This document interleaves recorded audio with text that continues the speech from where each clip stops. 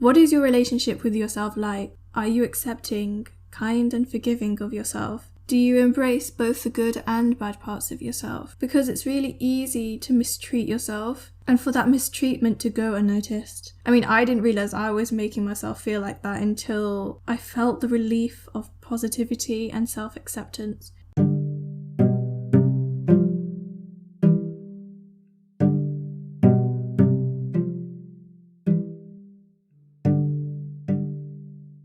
You're listening to The Little Podcast, the podcast where we reflect on different topics each week together. All episodes are aired on Unity FM 93.5 on Wednesdays at 1 p.m. Their website is linked below if you'd like to tune in and be the first to hear new episodes each week. But of course, they will all also be available on my blog, www.littlemisszenblog.wordpress.com, as well as on all major podcast platforms. In this episode, I talk about self-confidence and self-acceptance and why I think we should all strive for it. I talk about my own journey and what I've learned from it. So inshallah, I hope you enjoy it. Here it is. Salams guys, you're listening to The Little Podcast. I'm your host, Zaina, or Little Miss Zen. Hope you're all well and that you're having a good day. Today's episode, I want to talk about confidence. But self-confidence mainly, like having confidence in yourself as a person, in your abilities and skills, and just in general, really. Self-confidence is really important, and for me personally, it's been something that I've struggled with in the past growing up, and I still do sometimes as well. I just want to talk about why having self-confidence is healthy and something that we should all strive to have, you know? So, what do I mean by self-confidence exactly? Well, what I mean is trusting in your own abilities, qualities and judgment, having faith in yourself, valuing yourself as a person, giving yourself credit, not belittling yourself or your emotions. And a lot of people do this, including myself when I was growing up. I have had my fair share of making myself feel small and insignificant. But in my experience, it's just led to bad mental health. It's just that feeling of believing that others are better than you in every way. So self-confidence is about essentially feeling good about yourself, is what I mean. When you look in the mirror, you see someone who you accept, embrace, and truly love. And that's why I think that self-confidence is also very interlinked with self-love. But just for this episode, I want to focus on self-confidence mainly and self-acceptance. But I will be covering self-love in another episode, inshallah. So I wanted to start by sharing my journey with self-confidence growing up. On my blog, I have a poem called Melodies, which I wrote quite a while ago now. I think I was in secondary school. And it talks about how I felt back then. Small, insignificant. And it took me a while to realize that I wasn't just experiencing the emotions. I realized that I myself was making myself feel that way. And anyone who knows me growing up knows that I used to be a very loyal, big fan of Lilly Singh or Superwoman. And when I tell you that she helped me with my self-confidence, I mean she really did. Watching her videos, and back then it was all about Unicorn Island. For those of you who don't know, Unicorn Island was like a kind of like a metaphor of her happy place. So it's just filled with things that make her happy and just positivity. And I think that, I don't know what exactly it was about her, but I think it was just like her whole personality and just positive spirit that just really rubbed off on me. And till this day, it still left a very lasting impression on me. And I've found myself to be more positive and motivated to be me by the time I had reached sixth form. And I talked about this in another blog post as well that I wrote a while ago about that phase when I was feeling small.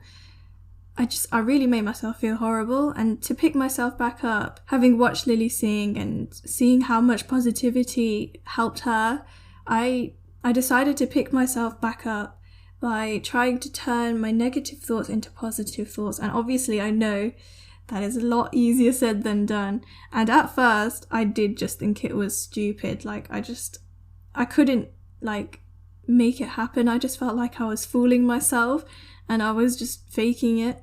But the key is, you have to accept yourself first. Otherwise, you will feel like a fool. And I really found that that's a really important step to take. Before you can be positive about yourself or your personality or your abilities, you have to take yourself seriously and say, yes, this is me and I am who I am and that's okay. And all of you, not just the parts that you like about yourself, flaws and all, you really need to love even the bad parts of yourself, no matter how horrible you may think that part is. It's about saying, I am who Allah has made me to be, and He makes no mistakes. And that faith in Allah, that He has made you perfectly imperfect, is what helped me to accept myself. And it was a bit of a journey, and it was a bit up and down, and it did take quite a while. But once you've made that commitment and you do take that first step into that journey, I promise you, it's worth it. And it just made me realize that it's like with anyone else in your life. They may have flaws, but you still accept them for who they are.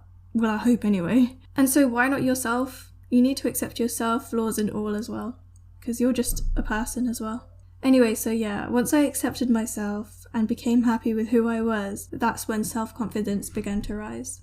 To be honest with me, my lack of self-confidence was mainly to do with not believing that my voice mattered. And so after I accepted myself, I realized that my voice did matter. And reflecting back on it now, I only got to that place having been through that journey of self-acceptance. And that's why I think it's really important, because I've noticed that once I accepted myself, all other aspects kind of just fell into place. Self-love, self-confidence, self-validation, self-care is kind of like the step that you need to take before anything else can happen. And that's why I said that it's so important, because it really affects your relationship with yourself and your confidence. And without it, it just leads to bad mental health. So to all who's listening, I really encourage you all to take that step and check yourself. What is your relationship with yourself like? Are you accepting, kind and forgiving of yourself? Do you embrace both the good and bad parts of yourself? I really want you to just reflect on your own self-confidence levels too, because it's really easy to mistreat yourself and for that mistreatment to go unnoticed. I mean, I didn't realize I was making myself feel like that until I felt the relief of positivity and self-acceptance. Back then I just thought it was the norm. It was normal for me to feel small and irrelevant because I genuinely believed other people are better than me and that's just how it is. But no, it shouldn't be like that. People need to be aware of how they are making themselves feel. Then and only then can they make that change. I was reading my psychology textbook the other day for one of my modules, and I was studying personality theories for one of my essays. And in one of the theories, it talks about how emotional disturbances, how it happens, how do negative emotions occur, basically. Some of you may know Ellis's rational emotive behavior therapy. Basically, it's like a therapy that aims to help people come out of depression and so on. And in that, he explains how disturbances come about and that they come about by our own beliefs. It's called the ABC model. Most people believe that the activating event, so that's the A in the model, is directly linked to its emotional consequences, but that's not true. And what I mean by activating event is the situation that you're in causing the emotions. So say, for example, you just received a bad exam score and that made you feel sad. So the activating event would be the test score that you received, and then the emotions would be that you feel sad afterwards. And most believe that the two are directly linked, but Ellis suggests that there is a third mediating factor between these two, and that is our belief, which is the B, between the activating event and the consequences, which is the C. I don't know if I'm explaining this right, but I hope it makes sense.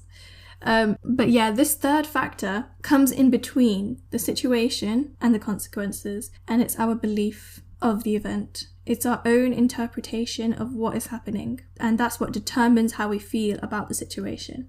So say if you were talking to someone and they seemed closed off or a bit dead, if your interpretation is that they are like this because they hate you or that they don't want to talk to you, then that will most likely lead you to experience negative emotions about that situation and then about yourself.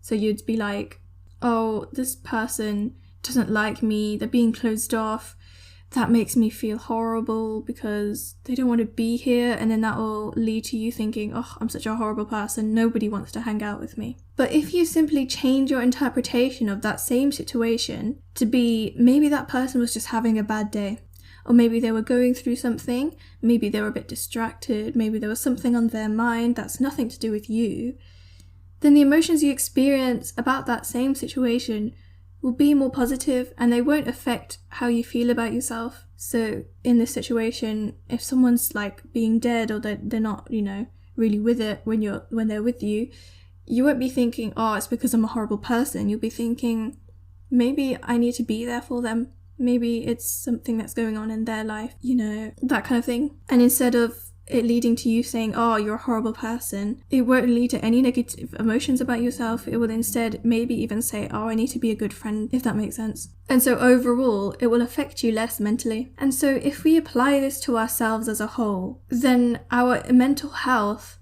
won't be as affected. Because if we don't have that positive, accepting interpretation or evaluation of ourselves, then of course it will lead to mental health issues and insecurities relating to self-esteem and self-confidence. And I know I'm no expert, but this is just, my personal experience that I wanted to share. I just really feel like we need to be aware of this third factor of our own thoughts.